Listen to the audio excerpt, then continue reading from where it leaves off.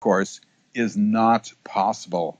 That is just not possible. Yeah. Now, you might think to yourself, I've had a stroke. I pulled off to the side of the road. I had a stroke, and now I'm sort of coming out of it. There's been a a vessel in my brain that exploded. Who knows what happened? And now I've gotten back and I'm driving again. And that's why I've had this missing time period. But this is extremely common with abductees, and it is not so common with people who've had strokes. You're going to have after effects of that. You're going to know something awful has happened in your head. Yeah. But they know something went on if there is a time element involved with it. That they should be 2 hours. They should be 150 miles down the road, and they shouldn't be where they are, and that sort of thing. That alerts them that something happened. Yeah. For most people, let's just say if it's done at night when they're asleep, they get back in the bed and they wake up in the morning. They're tired. There's no doubt about it. They're tired, even though they thought they've slept all night long. But it was completely seamless. They don't remember anything at all. So therefore, the question is, well, how do they remember? And the answer is that perhaps 95 to 99% don't remember, ever. But a small percentage of people have bleed-through memories. They remember lying on a table. They remember somebody in their room. They'll have little bits and pieces of memory that bleed through. Yeah.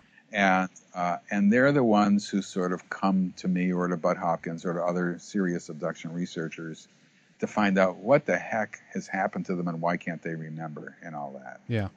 So I'll let you get a word in edgewise, Henrik.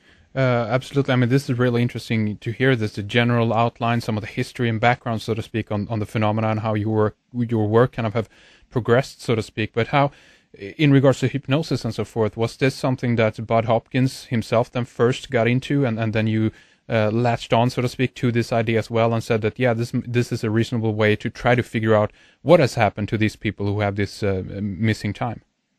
Right. Well, hypnosis, of course, was a known tool already, even when Bud started to do it, and that was because the very first American case that we heard of, it's not the first American case that ever took place, but the first case that we heard of was the Barney and Betty Hill case, which remains the most famous abduction case of all time.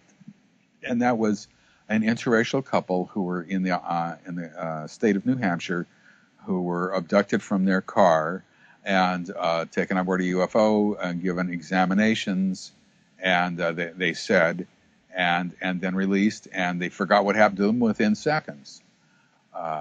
Their memories were recovered through the use of hypnosis by a very famous hypnotist who was a major hypnotist for the U.S. Army in World War II and done lots of important work, and he was located in Boston. And so we knew that hypnosis could unlock memories. And James Harder, a professor at the University of California at Berkeley, had done hypnosis with abductees. And Leo Sprinkle, a professor of psychology at the University of Wyoming, had done hypnosis with abductees. And other people had as well. The problem is that the stories were all over the place. And it was difficult to get a complete analysis of what had happened to somebody.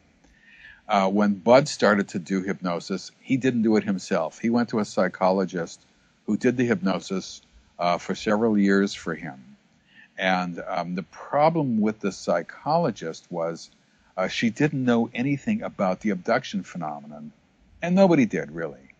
So it was difficult to understand what was to be believed and what was not to be believed when people said that they were being abducted. Bud began to do his own work, as he said, and he understood sort of what the techniques were by paying very close attention to what she was doing. And he was much, much better at hypnosis, much, much better.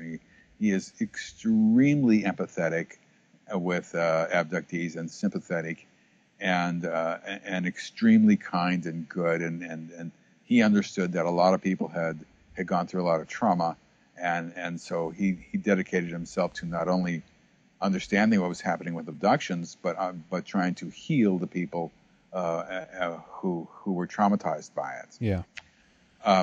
And that's what I sort of did too. And I sat in on his hypnosis sessions, and then I decided I would learn how to do hypnosis myself. I wrote down every word he said, and I didn't sit on that many of them, but there was a bunch.